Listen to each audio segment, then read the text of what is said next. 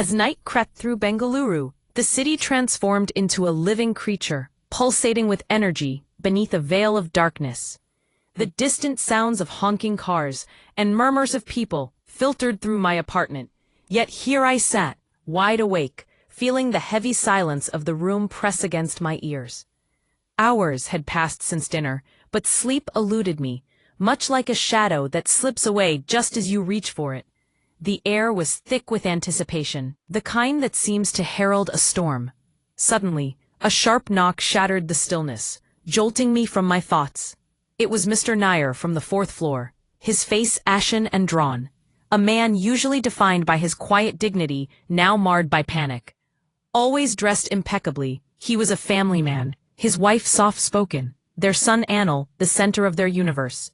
"Arjun Bhaiya, I need your help," he stammered, his voice cracking as if each word was a desperate plea escaping the confines of grief.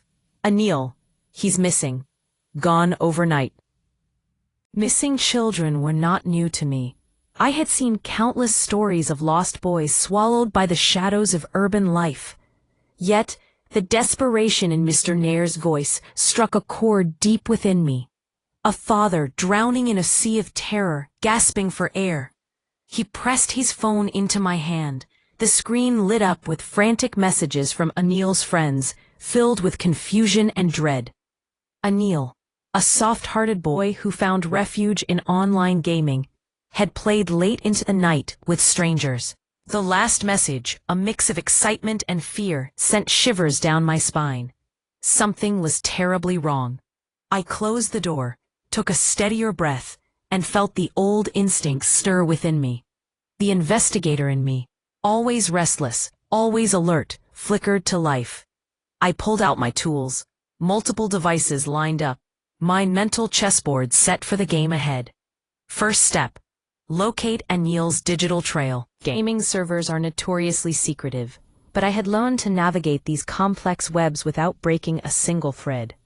I dove into chat logs, cross-referenced IP addresses, timestamps, and geolocations. Patterns began to emerge, dark constellations illuminating a path. One IP address kept resurfacing, an obscure number tied to a location I recognized, infamous for its hidden trades, the outskirts of Chennai. Mr. Nair's knuckles turned white as he gripped my arm. His desperation palpable. "He's been lured south, possibly trapped in something worse," I told him, each word weighted with the gravity of the situation. I made the call, my heart pounding as I dialed an old ally, Raghav, a former contact at the Central Bureau of Investigation. Back in my days buried deep in Delhi's underbelly, Raghav had been an honest man amidst corruption, a rarity, but invaluable. "Raghav," I said, urgency lacing my words. "I have a boy in danger. Need eyes on Chennai, discreet but fast." The answer came back like a promise, firm and resolute. "Understood. We'll move at dawn." That night stretched long and tense. Every digital breath Anil took tracked meticulously. Fragments of code and half-captured messages whispered of a trafficking ring exploiting gaming addiction, and I realized Anil was ensnared in their web.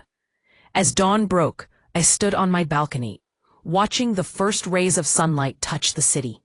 I was no longer just a man. I had become a protector, a shield standing between innocence and obliteration. Within hours, Raghav's team coordinated with local forces, descending upon a gaming cafe masquerading as an innocent internet haven. When Anil was found, frightened but alive, a surge of relief washed over me. As Mr. Nair embraced his son, joy and despair swirling together in the air, I turned away, feeling the weight of 1,000 silent battles lodged in my chest. I often whisper to myself now, every child lost steals a part of hope from the world.